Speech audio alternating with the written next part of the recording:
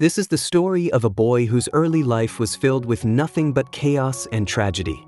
Everything that happened to him was unexpected and cruel, yet he never gave up. The man who raised him had only one goal: to turn him into a deadly ninja. And he did. The boy, Gabamar, eventually became a ninja. But not just any ninja.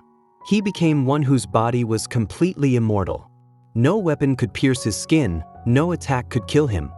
But how did he become like this? Let's rewind and start from the very beginning. Gabamar belonged to a powerful ninja clan.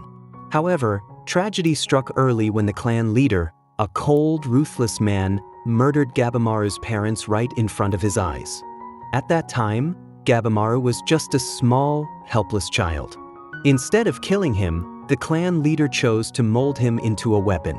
What followed was brutal, relentless, harsh training designed to turn him into the most efficient killing machine the clan had ever seen. And it worked. Gabamar grew up to become incredibly powerful, a shinobi capable of taking down anyone. Impressed by his skills and wanting to keep him under control, the clan leader even married his own daughter off to Gabamar. She was kind and gentle, the complete opposite of Gabamaru's violent world. At first, Gabamar didn't care for her, but over time, her kindness began to change him. Slowly, Gabamaru started hating the life of killing and bloodshed. He wanted to leave it all behind. But the clan leader couldn't allow that. In a sick attempt to manipulate him, the leader even hurt his own daughter to force Gabamaru to keep killing. Eventually, the leader offered Gabamaru a deal: one final mission, complete it and you'll be free. Gabamaru accepted, but it was a trap.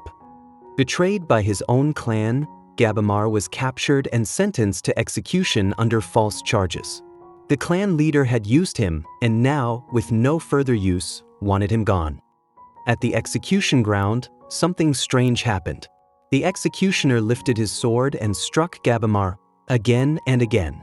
But no matter how many times he swung, Gabamaru's body wouldn't bleed. Not a single scratch appeared. The sword shattered from the force, but Gabamaru stood still, unharmed. The village officials watching this couldn't believe their eyes. It was like witnessing a god in human form. Even Gabamaru was confused. In his mind, he wished he could die.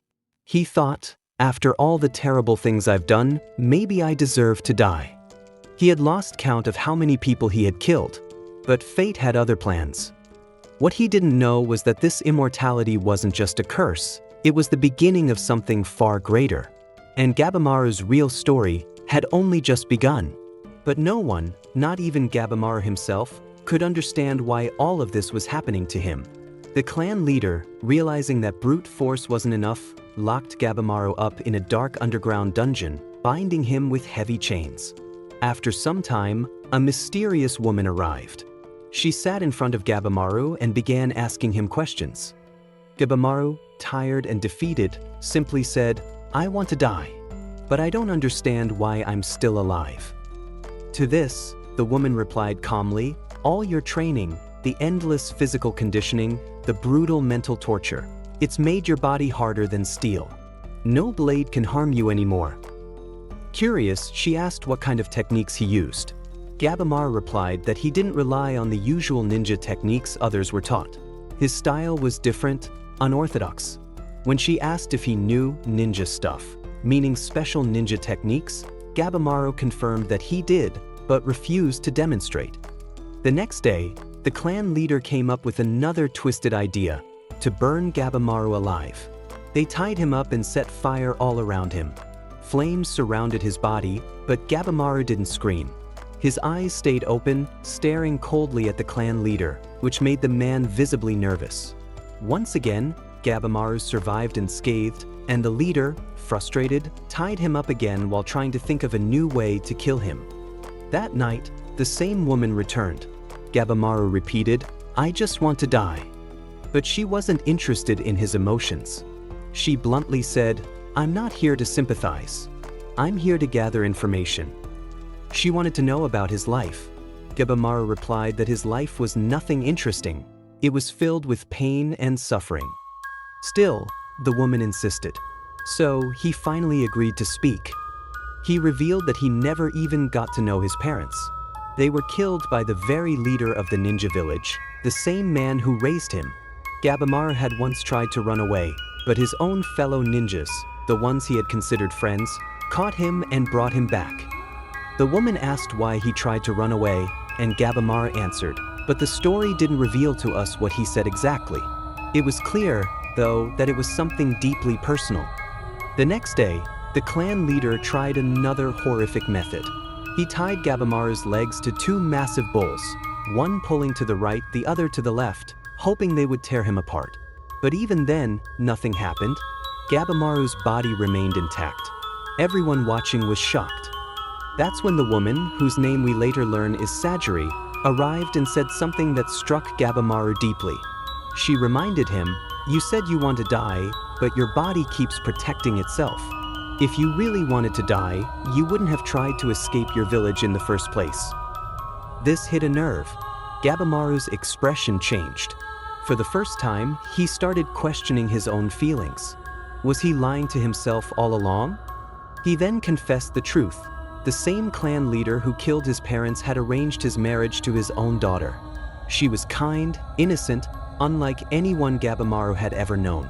At first, he didn't care about her, but slowly she softened him. He started to feel emotions he'd never known: care, love, vulnerability. That's when he decided to leave the life of killing behind. But the village leader couldn't let that happen. He sent Gabimaru on a final mission and betrayed him. False accusations followed, and now Gabimaru found himself in chains. Sajiri took notes and left.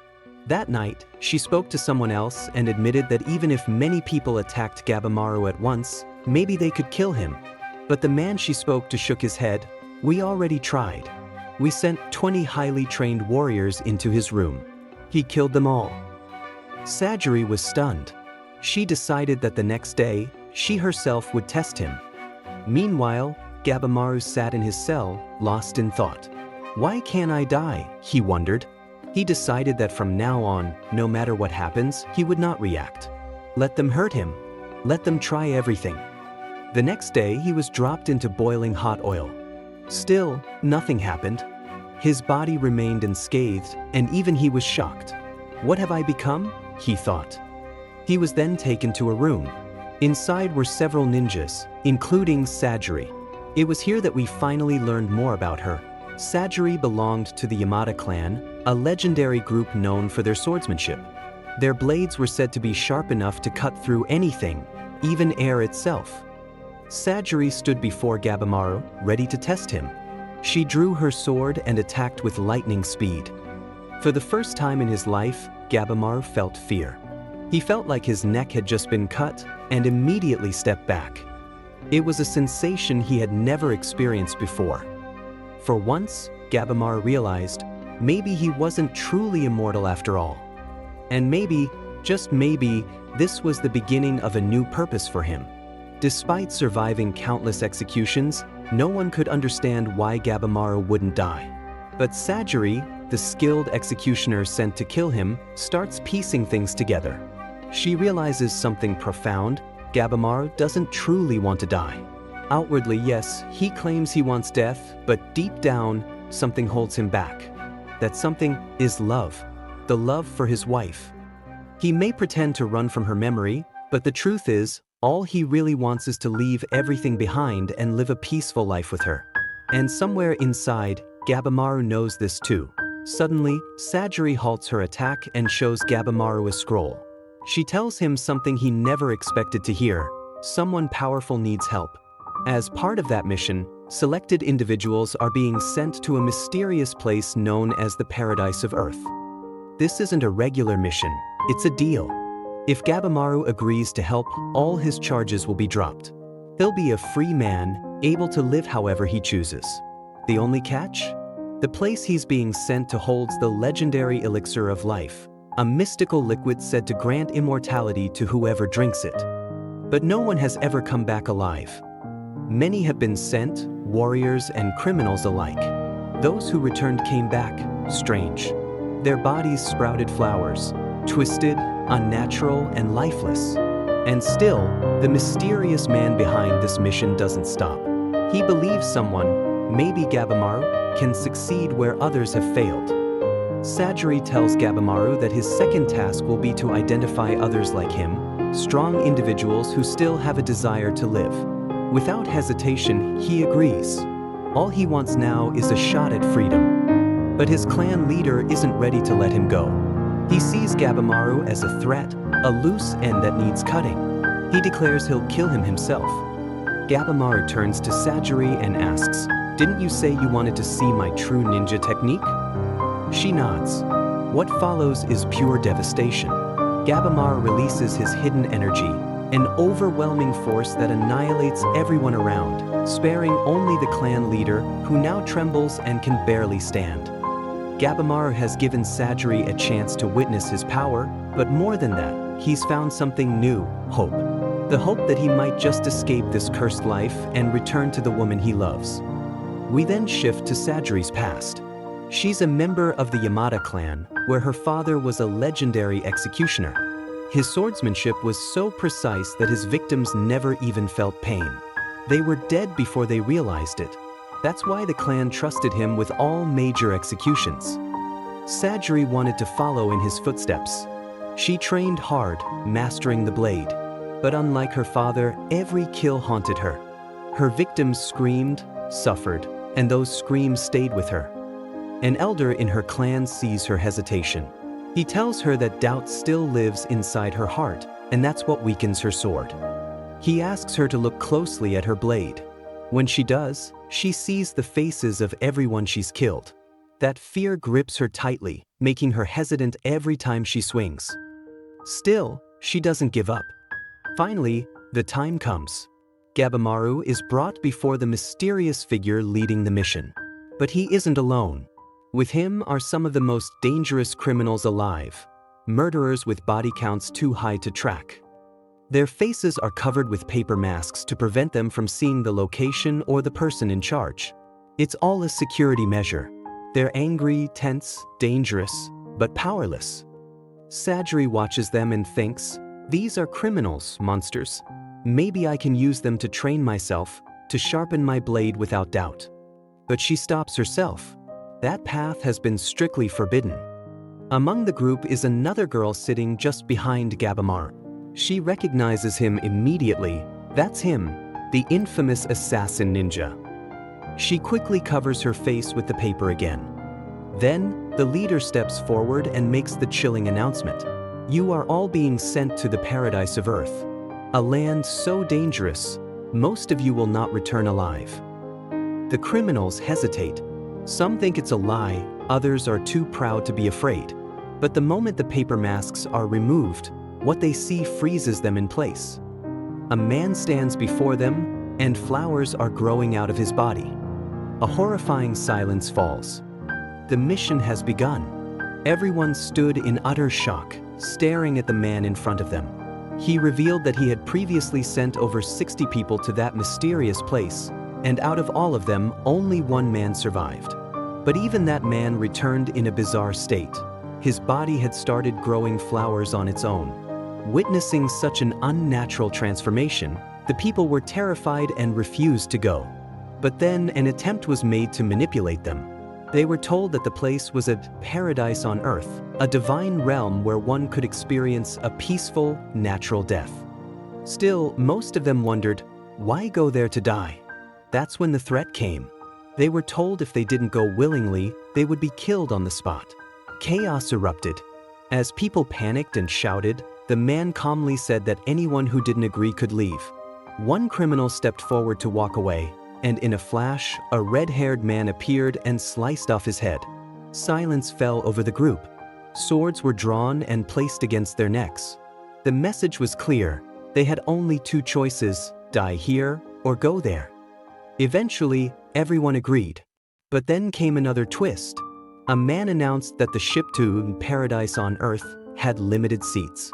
The moment this was revealed, one criminal immediately turned on another, killing him to secure a spot. The fight for survival had begun, exactly what the organizers wanted. The man who had gathered them all smiled with twisted delight. He enjoyed watching the chaos. Meanwhile, Sajari and the red-haired man were deep in conversation. He said being an executioner was a hard job, not because killing was difficult, but because of how others looked at them. Sajari agreed. Her childhood had been full of pain because her parents were also executioners, and other children hated her for it. People considered executions evil, even though they were only punishing those who deserved it. In truth, it wasn't about justice. Only those in power decided what was right or wrong. Back at the camp, the criminals began forming an alliance. They decided to team up, kill the guards, and escape. Their first target was Sajari, assuming she'd be weak just because she was a woman. But Sajari proved them wrong. With deadly precision, she single-handedly took down every attacker. Still, after the bloodshed, she felt hollow. She thought killing criminals wouldn't affect her, but it did. She couldn't shake the feeling of guilt. Gabimaru, a cold-blooded professional assassin who had ended countless lives, stepped in and told her it was normal. Even he, despite his history, felt the weight of killing. His words stunned everyone. Then, Gabimaru approached the leader, the man who orchestrated this slaughter, and confronted him. "You're making a huge mistake," Gabimaru said. "All these people will die, and then what will you do?" Infuriated, the leader declared, "Whoever kills Gabimaru will be pardoned and allowed to leave." A criminal lunged at Gabimaru with a massive stone. Gabimaru sighed, "I'm sorry. I don't want to kill you. But if you've chosen this path, I have no choice." What followed was a massacre. Gabimaru moved like lightning, defeating every attacker with brutal efficiency. By midday, the entire ground was littered with corpses, his body soaked in blood. The remaining people, including the leader, looked on in fear and awe. They muttered, "He's a monster." But Sajari understood. She had executed, at most, 3 people in a day, and even that made her want to end her own life. Yet Gabimaru had killed dozens, maybe hundreds. For the first time, she truly grasped why Gabimaru was the way he was, numb, detached. She realized she'd need to accept her own feelings too, rather than run from them. As the day ended, preparations began for the journey to the so-called paradise on Earth. Gabimaru was now ready. And then a final truth was revealed. Not everyone had died. Some, who had chosen not to attack Gabimaru, were still alive.